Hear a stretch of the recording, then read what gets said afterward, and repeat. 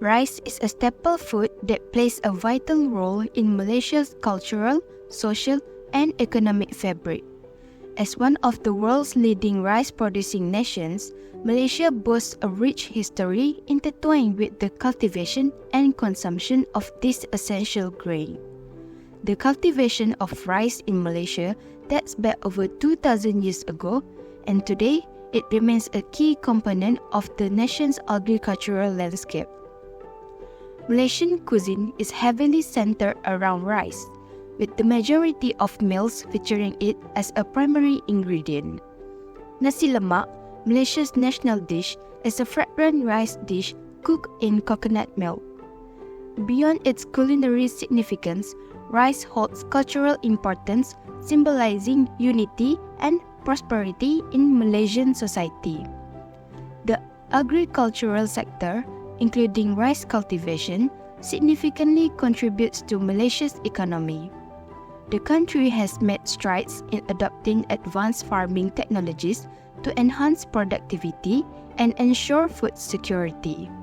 The diverse varieties of rice grown in Malaysia, ranging from fragrant jasmine rice to glutinous rice, cater to various culinary preferences.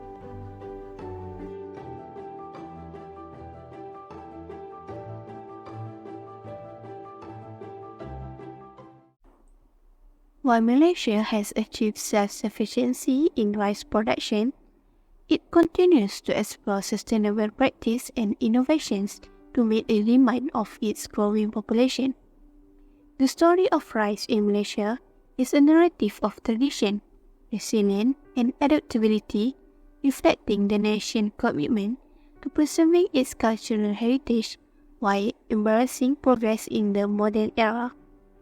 However, as of the late of 2023, something unexpected has happened.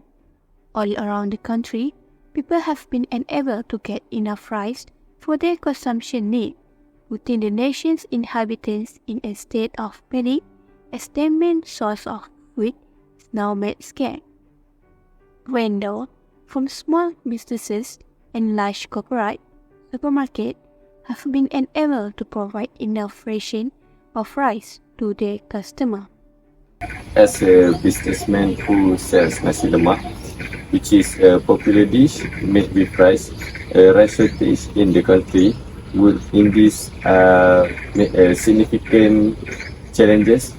I feel concerned about the overall economic impact on the country and the well-being of its citizens.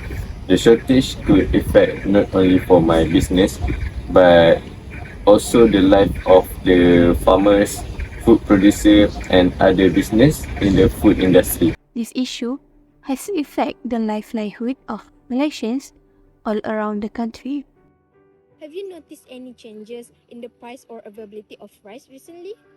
Hi, yes, I have. The price of rice has been going up lately and it's affecting my budget for groceries. That's understandable. How do you think this shortage is impacting people of your community? Well, it's definitely making it harder for some families.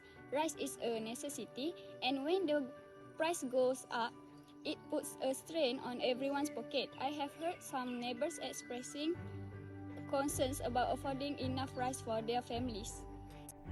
Why did all of this happen? Why did suddenly the rice circulating in the market become insufficient to feed the nation? The easiest answer to that is inflation. Bernas, the body responsible for regulating the rice and paddy market, made an announcement on the 1st of September 2023. The price of imported rice will increase a whopping 36%. The average inflation rate for goods in Malaysia is 2%.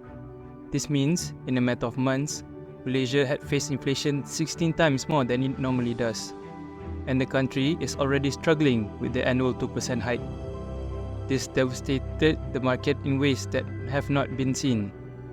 The price of rice per metric ton increases from RM 2,650 to RM 3,200.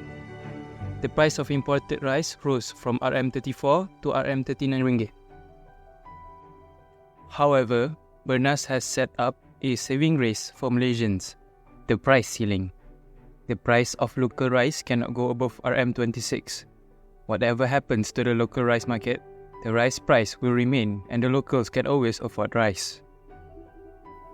The reason why this happened is because of India's new policy. There will be no more export of non-basmati rice. India decided to implement this policy due to the retail price of rice in the country increasing by 11% for the past year, and need to make the commodity available for people of India, as the upcoming festival season will require the supply of rice to be abundant and affordable for the locals. The export of rice in the country accounts for 25% of the country's supply. India is Malaysia's main exporter of rice, with 750,000 metric tons of rice imported annually to fulfill Malaysia's consumption needs. We shift our focus to the impact of rice shortage in Malaysia. The most obvious consequence of the shortage is the surge of demand for local rice, as the price ceiling for locally produced rice remains despite the fluctuations in price of rice in the global market. However, there is an uncertainty questioning the sustainability to rely on locally produced rice due to local production only being 1.128 million metric tons and the local consumption of rice at 2.5 million metric tons. The supply from local production is not enough to provide for the local populace if the majority of Malaysians decided to rely solely on local supply. Amir Ali Maidin, Managing Director of Maidin Retail Chain, reported since the shortage that only 500 to 300 bags of rice were received a week compared to the required 17,000 bags to fulfill the needs of the retail chain customers. He noted, however, that with the intervention by the government, there has been an improvement to 1,500 to 2,000 bags a week. Our rice fields are not just landscapes, they are our heritage. Preserving and supporting rice production is not only about ensuring food on our tables, but also about safeguarding our cultural identity. Several experts have voiced their concerns about this issue and suggested solutions to this problem. Amir Ali Maidin proposed to increase the price ceiling of local rice. He suggested by closing the gap of disparity from the region to where it was originally. Amir's proposal asks for the local price to be from 26 to 34 ringgit. This would have maintained the price gap of 6 ringgit, similar to before Bernas announced the new retail price. The proposal was voiced by Titi Wangsa MP Johari Ganesh in the parliament. There are also economists suggesting to prioritize food before export. Malaysia does export rice, albeit a very small quantity. However, making more rice readily available for the local would have helped even a little bit. Whatever happens, this issue has to be resolved. The livelihood of the people of Malaysia depends heavily on how the government and the people with power handle the situation.